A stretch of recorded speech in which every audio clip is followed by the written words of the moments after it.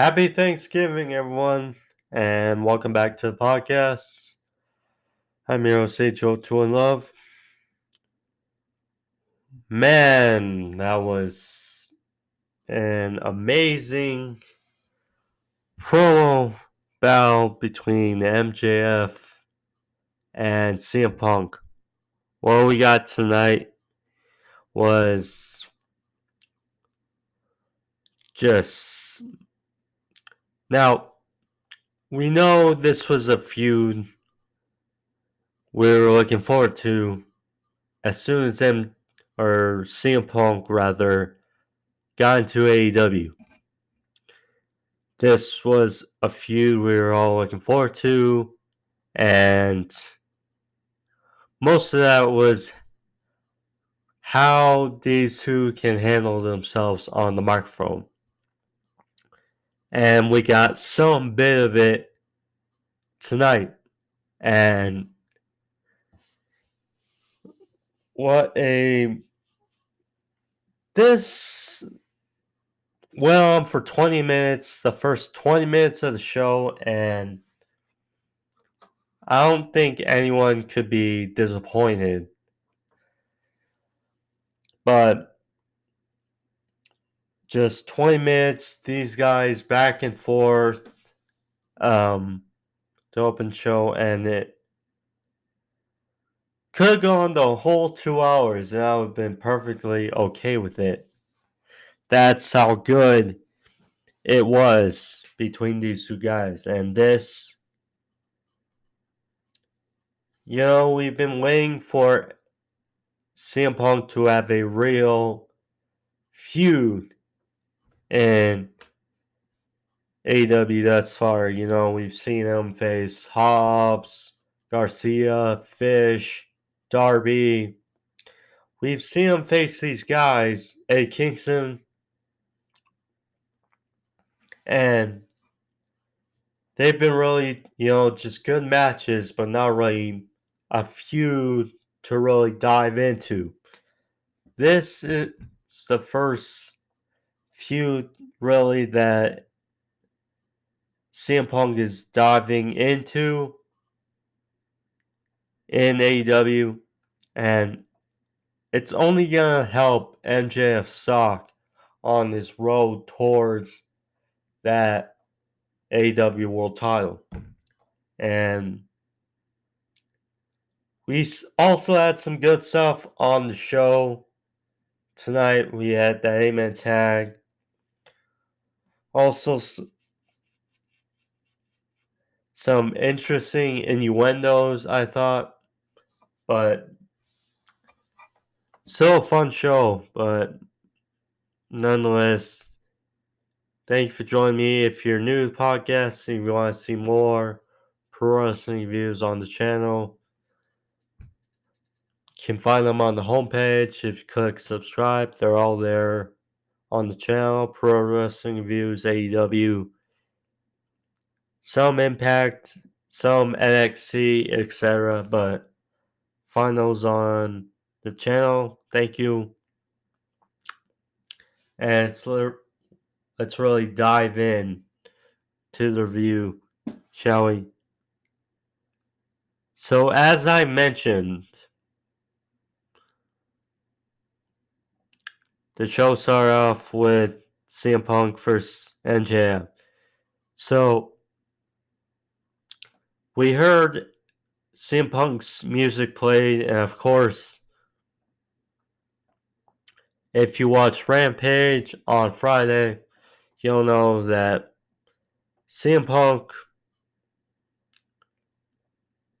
is scheduled to face QT Marshall tonight in Chicago.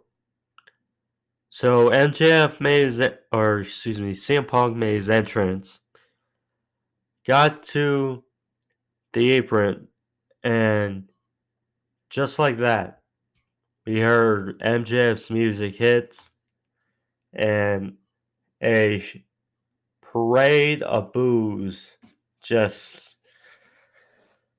overflowed Chicago. CM Punk interrupting the entrance of CM Punk, or MJF interrupting the entrance of CM Punk. And he got in the ring. I mean, when we got into the ring last week, nothing was said. It was just the visual. This time we got the visual and a lot more. So, MJF first took the microphone and talked about how his feelings were last week, about how he introduced himself, he offered his hand, but Punk walked away. And he brought up how CM Punk leaving for 7 years was a bitch move. And he brought up his pipe bomb to the Chicago crowd, which, of course, everyone still remembers. Was a great part of CM Punk really capped off or it accelerated CM Punk's momentum back in 2011. So he said how people bring up his pipe bomb as their best moment of CM Punk. And MJF said, well, that's funny because every one of his moments is the best or is best.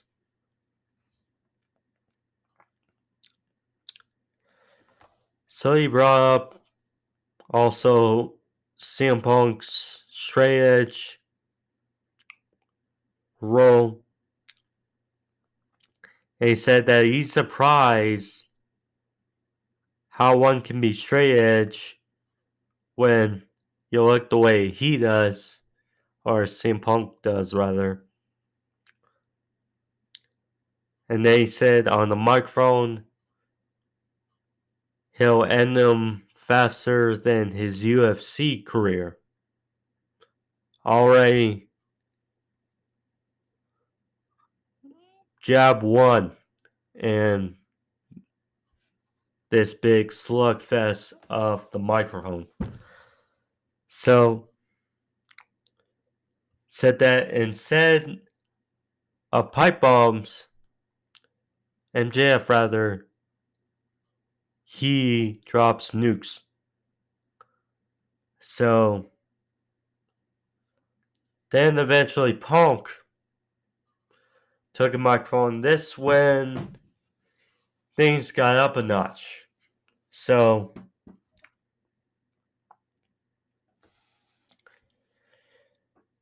MJF, so Punk said that, well, he thought MJF stood for my jealous fan. Because, of course, there's the pictures of MJF and CM Punk together years ago.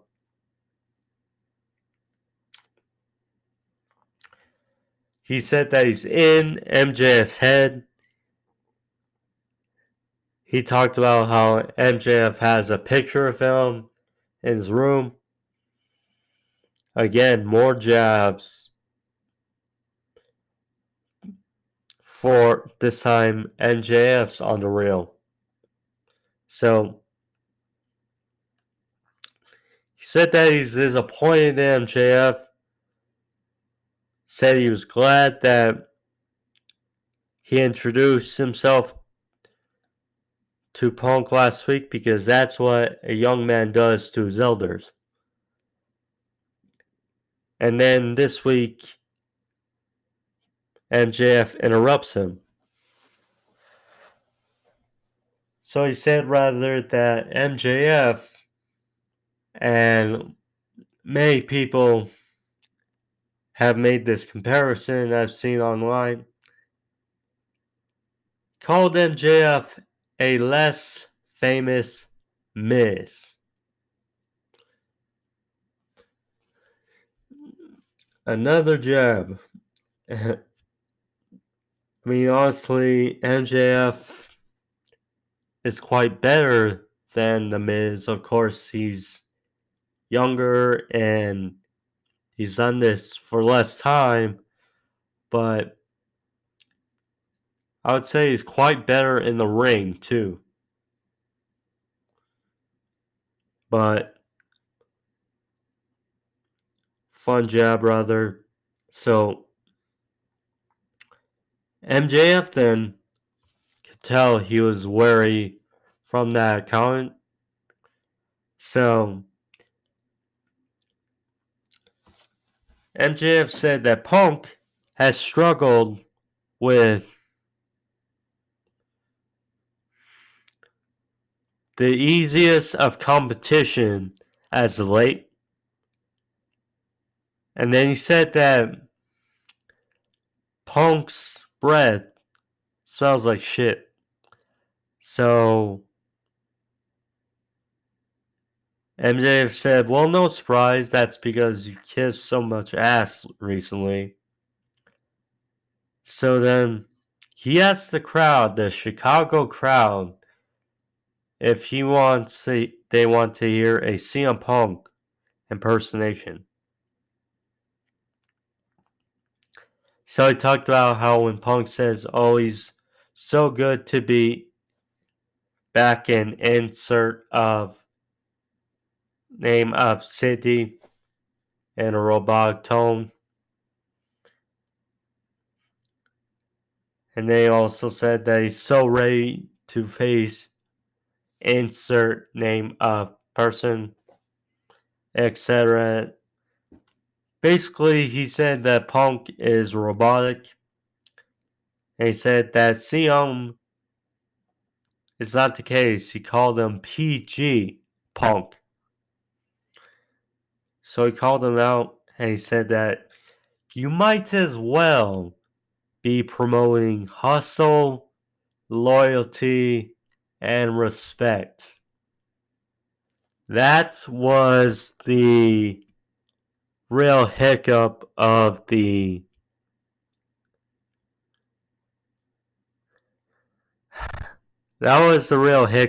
promo for me. I mean, hustle, loyalty, respect. We know how John Cena really campaigned himself as the ultimate face of WWE for many years, being the ultimate good guy, PG, etc. And of course, CM Punk and John Cena had one of the best sequences and matches we've seen back in 2011. Also, really good match on TV in 2013.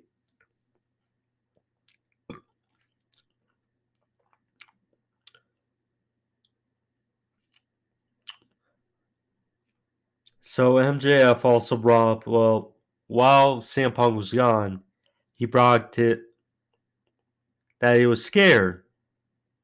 Scared because he acted in movies people have never seen and comics people have never read. And he said that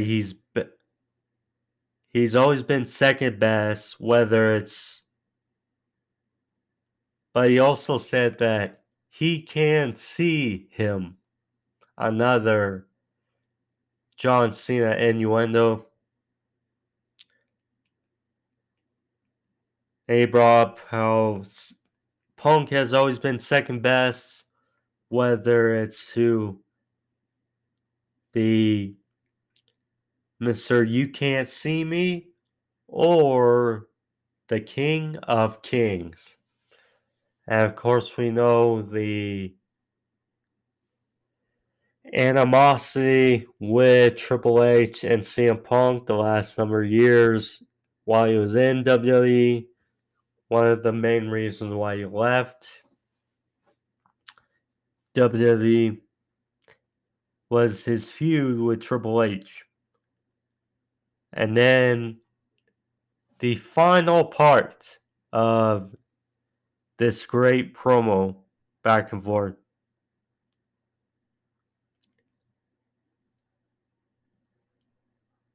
So Punk acknowledged, yeah, some of the stuff he said was true. But he also said that, well, while I was main eventing and selling out Madison Square Garden, you were marking out for Rosie O'Donnell. And he brought up another great point. So he talked about, well, MJF brings up he's one of the 4 pillars.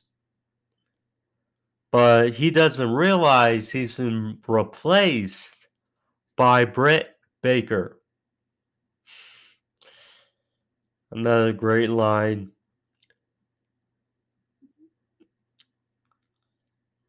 And he also brought up Darby Allin, how he beat Darby Allin, the heart and soul of AEW, and that just eats at MJF, and that he didn't need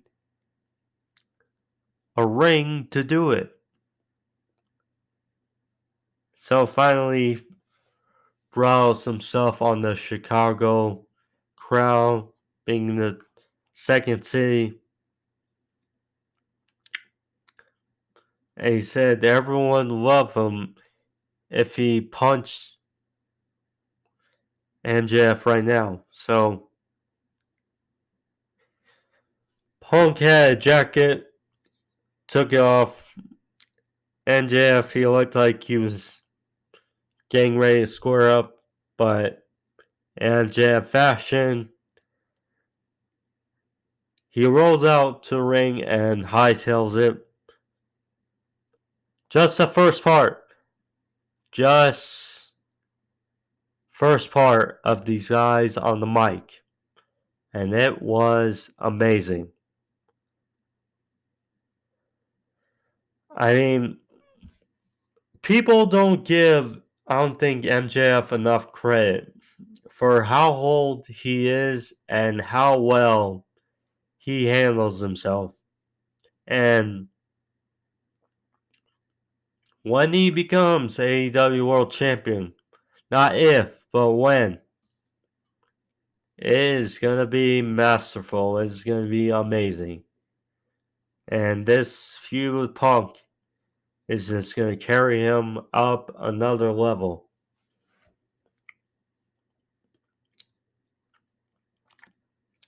So then after that great 20 minutes, we have CM Punk versus QT Marshall. So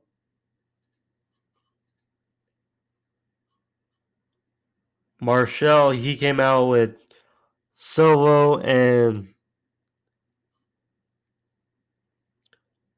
Camarano. It's funny though, because Punk said, well, you can bring Solo, you can bring Camarano, you can bring a Go-Go. We didn't see a Go-Go there. I'm not sure if he's still hurt, but we didn't see a Go-Go. I think. Yeah.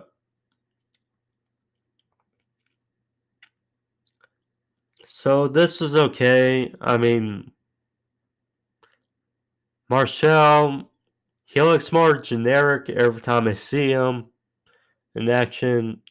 He's not bad in the ring. He just, yeah. And then, so anyway, GTS by Punk for the win.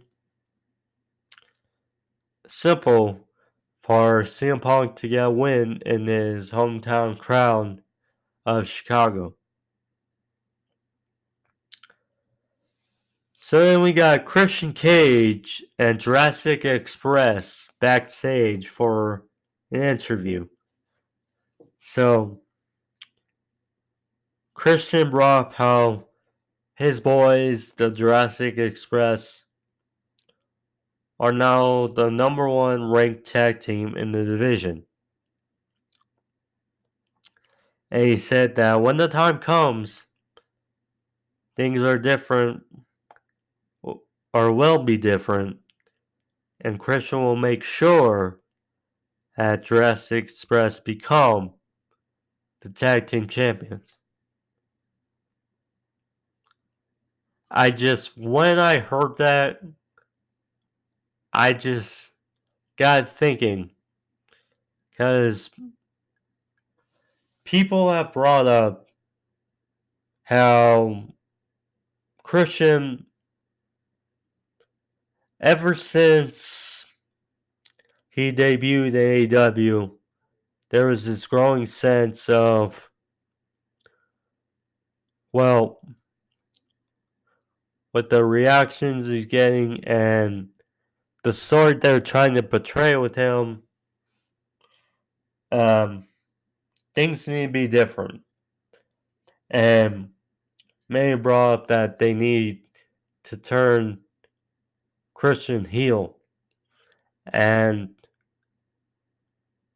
you know, he's played buddy buddy with Jurassic Express for some time now, especially now that he's back from Impact. Could we see, it's just a possibility of, could we see Christian Cage cost Jurassic Express the AEW Tag Team titles when it comes? Perhaps it's on Winter is Coming, or the Battle of the Belts would say announced tonight. Battle of the Belts, January 8th. That could be a possibility, which would be the launching pad of Christian Cage as a heel. Interesting development. I'm not sure. I'm just throwing it out there, but we'll see. So next we got the Gunn Club, Billy Gunn, and his son Williams, with both his sons Colton and Austin.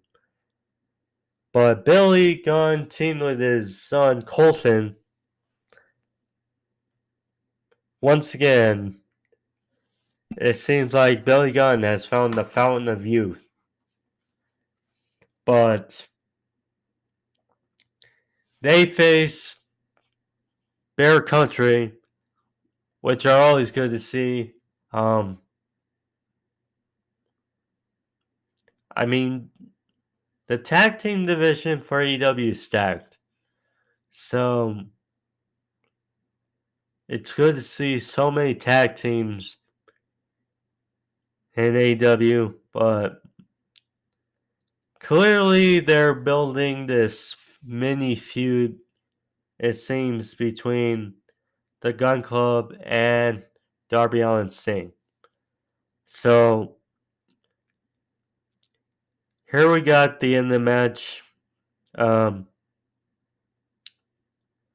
I missed most of the match because I was focusing on, or I was looking over the making of Thanksgiving and dinner, but the finish match came. Bear Bronson, was tripped by Austin when he went for a lariat, it seemed. And then Colton, his Colt 45, which looks like a double underhook into a suplex, it appears, DT rather, for the win. And the Gun Club get a win over Bear Country. So then we got Darby Allin and Sting after. And Poor Austin Gunn. We know how Darby, he just doesn't care. He just throws his body out there like there's no tomorrow. He looked like he shot himself out of a cannon, out of the tunnel. We got Sting, and then Austin came up the ramp to the stage. Darby jumped out of the tunnel and knocked down Austin Gunn, and he was down for the time being. Just, jeez. And then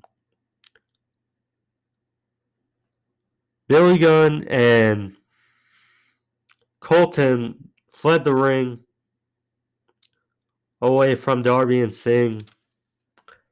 This, I wouldn't be surprised if we get some sort of match here for Winter is Coming. It's just, I wouldn't be surprised with them building up that show and Sting. Probably just a mini way to get Sting on the card for Winter is Coming. For that, I wouldn't mind it. Because that would mean the feud's just a few weeks old. But we'll see.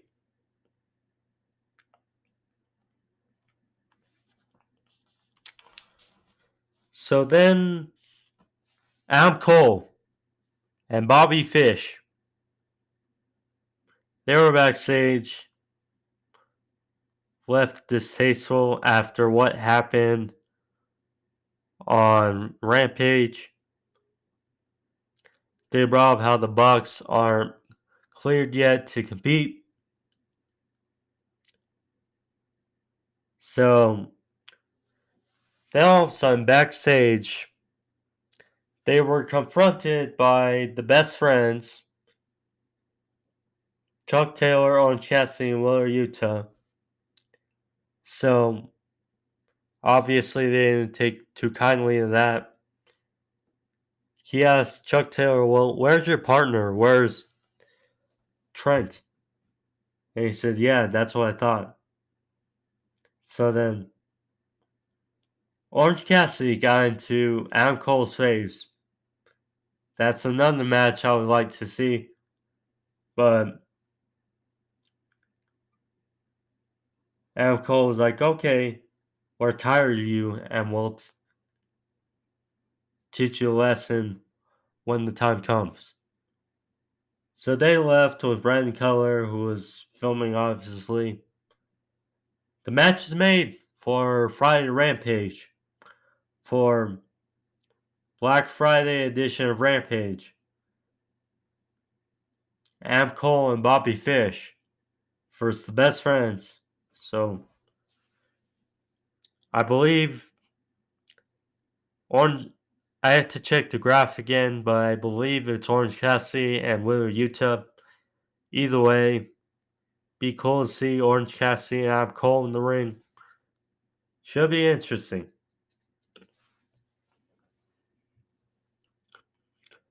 Next was a move I want to get more excited about or interested in, but I'm just not sure.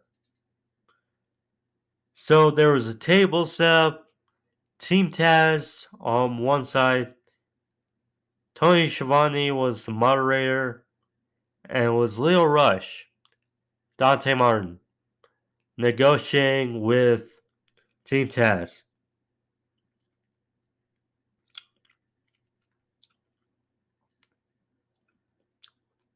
And Leo Rush did not want to sign the contract, but Dante had thought otherwise. So he signed the contract and left with Team Taz. Now, again, I have to look back. Are they signed Dante Martin signs with Team Taz. I mean, look, Darius.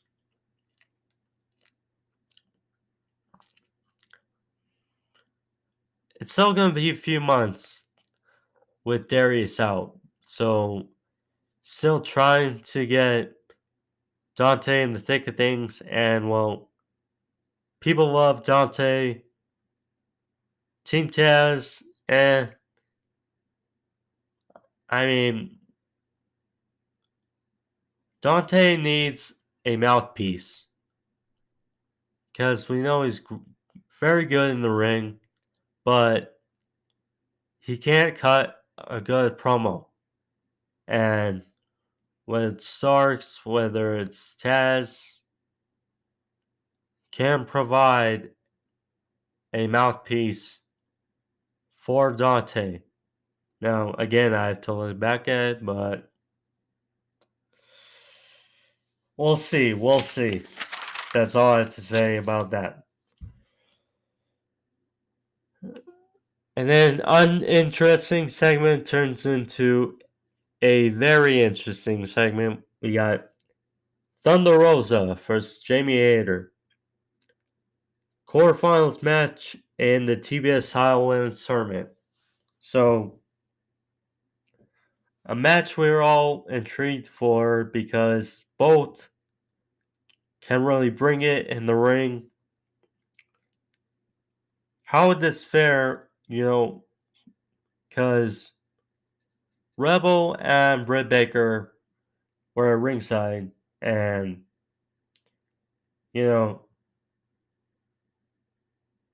obviously the end point is Thunder Rosa and Britt Baker. And we want to get Thunder Rosa some momentum because we still have a while. We still have a while before when it can actually be Britt Baker for Thunder Rosa. So this good match. Rosa hit a basement dropkick on Hayter with center to the outside. And then she looked. I'm not sure what happened, whether she hesitated or whatever, but she went for a crossbody and then was caught by Hayter. And then she was slammed into the ring post and went to break. Then back from break, they were in the ring. Rosa hit a big missile dropkick from the top rope. Hit a dropkick to Hayter in the corner for a near fall. Hayter was working on the back of Rosa. Hit a choke slam onto the knee and neck or backbreaker for a 2 count. Finally, the finish was pretty odd. I'll just leave it at that. So, Rebel had the referee distracted. And Britt Baker came in, tried to interfere with Thunder Rosa. Hayter then held Rosa's arms back, and Britt Baker went for a super kick, but Rosa ducked and decked Jamie Hayter. So miscommunication there. And then Rosa, she threw Britt Baker and she collided with Rebel on the outside. So that took them out. And then Rosa got a victory roll on to Jamie Hayter for the surprise, but no surprise win by Thunder Rosa. She gets the dub and a little dissension between Hayter and Britt Baker after match. But Rosa advances to the semifinals. It's going to be Thunder Rosa versus Jade Cargill. In the semifinals, kind of figured, can Thunder Rosa lead Jade Cargill to the best match of her career? I believe yes. Although Jade Cargill still needs time to develop. And I think it's obvious. They're invested in Jade Cargill, but she's not ready to beat Thunder Rosa. That is all. So then Chris Jericho, the demo god, he was backstage with Alex Marvez being interviewed, and all of a sudden 2.0 with Daniel Garcia.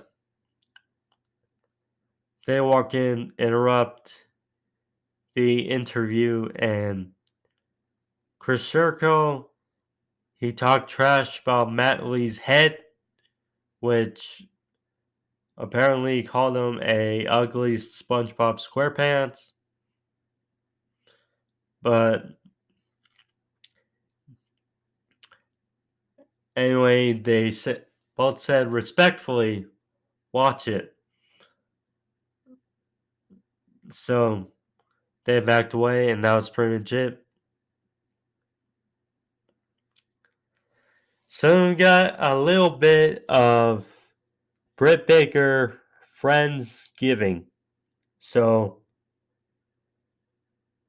there was a table of food set up along with the AEW Women's Championship. It was Britt Baker, Rebel, and Tony Schiavone. So they went over what they're thankful for despite a bad night. And there was a TV in the background. So, or a monitor set up. So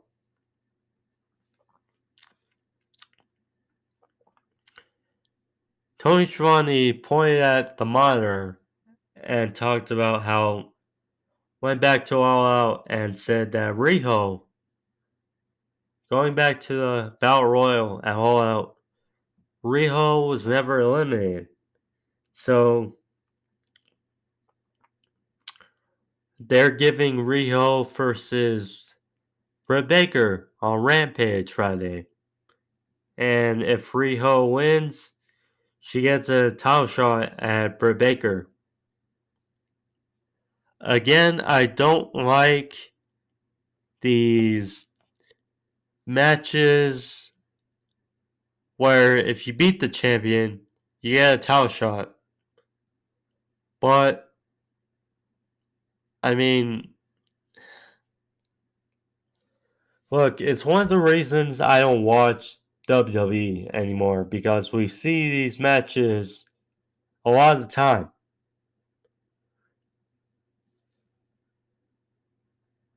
But it's AEW, and I'm sure Riho's high up. And if Britt Baker wins, I'll be fine with it. I just don't like seeing these matches a lot. That's just me. So then, afterwards, Britt Baker was not having it. She said Tony Schiavone was not invited, to the Christmas party. So, there was that. Then we got Bryan Danielson versus Colt Cabana. Match looking forward to. If you watched the preview or the road to Dynamite this week, fun video this week. kind of documenting the history of Colt Cabana and Bryan Danielson stemming from the early 2000s um, up to now. This match, though, was good. Colt hasn't wrestled in a while, but against Bryan Danielson can still put on a heck of a match. So Danielson has shtick. They exchange chops in the corner. Danielson his yes kicks, then hit some kicks in the corner. Went for a top rope back suplex, but Colt with some shots knocked Danielson off the top rope. Hit a good moonsault for a near fall. Went for some shots and the flying apple in the corner, but Danielson got out of it. Landed some more offense, and then finally walked on his stomps, where he grabs both arms of his opponent, stomps on the side of his head, and then rolled through, walked on the bell lock, and Colt tapped out. And there was that. And Danielson held on the lock for a little bit more. Just a little bit for a heel. So then they cut to break,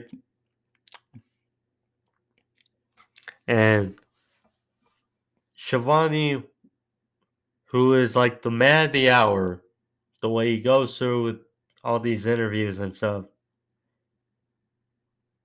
he was scheduled to talk with Danielson. So then Danielson got confronted by Hangman Adam Page, who looked ready to go, ready to fight. He challenged Danielson to have their match right now. And Danielson left off saying it's no surprise that Hangman wants to fight him after he just had a match. So then Hangman still wanted to fight and he offered up the first shot. So then Danielson slapped him in the face.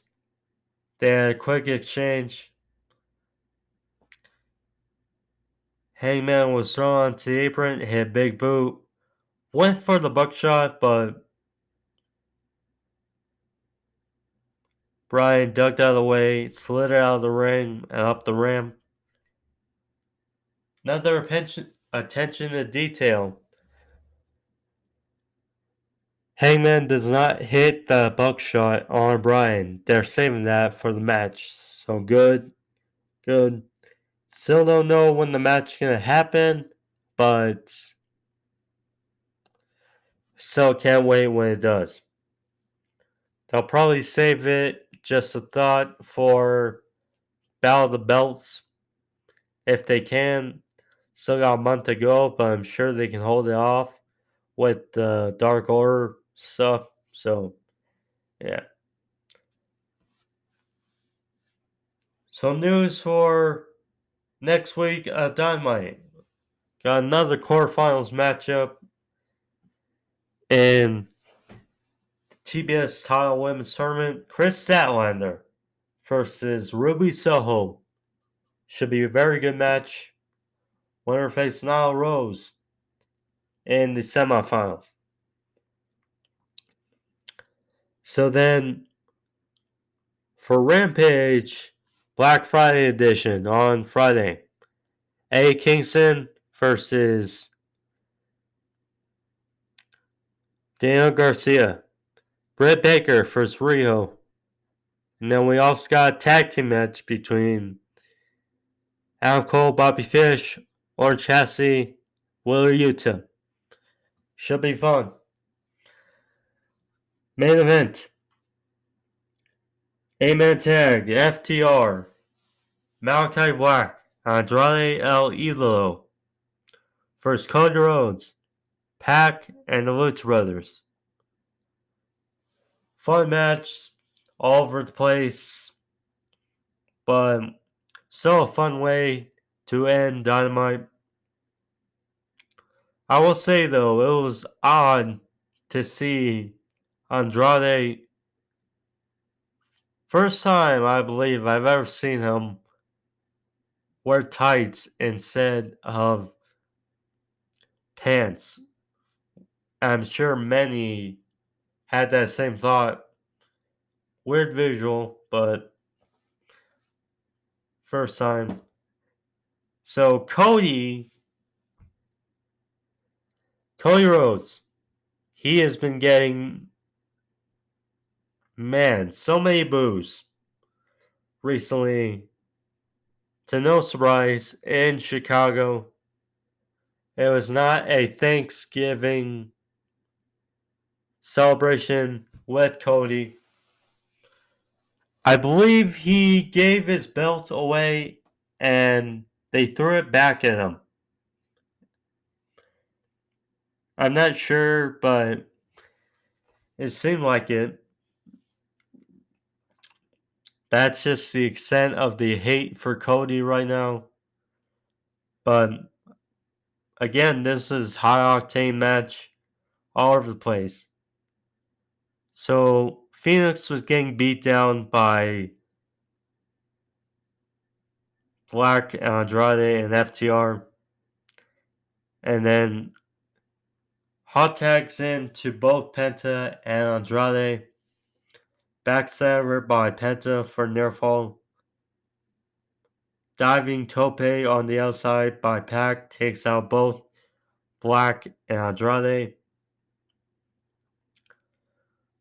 Bunch of spots in the ring made in Japan. Followed with a pile driver, top rope missile dropkick. Cody, he went for a super kick on Black, I believe. But Black ducked and Cody kicked Pac in the face. So then Pac, after he got kicked by Cody right back, he hit belly to belly on Andrade in the corner. That kind of took us slow to this big offense. So then while everybody was down, Tully and Arn had a little bit of face off in the middle of the ring. Jose, Andrade's assistant, he got in the ring. I'm not sure what he was doing, but they both leveled Jose for old time's sake. And then Alex Abrahantes took care of Jose. And then on the outside, Penta hit tope, followed a crossbody by Phoenix, took out FTR. Black spewed the mist in Pac's face. He took out Cody. I think he went for the Sin Eater, but Aubrey Edwards was kind of in the way. So he mistimed it. But Cody was taken out. Hammerlock DT by Andrade, 2-pack for the win. And FTR, Black, and Andrade get the win here on Thanksgiving Eve. Again, heck of a night for Dynamite. Obviously headlined by that great promo battle between MJF and Punk. Still a good match here with 8 parties involved, but so good good match, good show on Thanksgiving Eve. Hope you guys enjoyed though. Again, 3 solid matches to look forward to on Rampage. But I'll be back on Saturday with your AEW Rampage review, Black Friday edition, and then next week back for Dynamite. Excuse me. Said that Tony Khan will announce more matches on Rampage, but yeah, good show nonetheless. That's the review, guys. And that's the episode. Hope you guys enjoyed it. I did too. Again, happy Thanksgiving. Hope all of you being safe. Hope all have good holidays. Be safe. Spend time with family. If you love sports, there's going to be a lot of sports to watch on Thursday. But again, thank you. I made Show 2 Love. I'll be back Saturday. Thank you. Peace.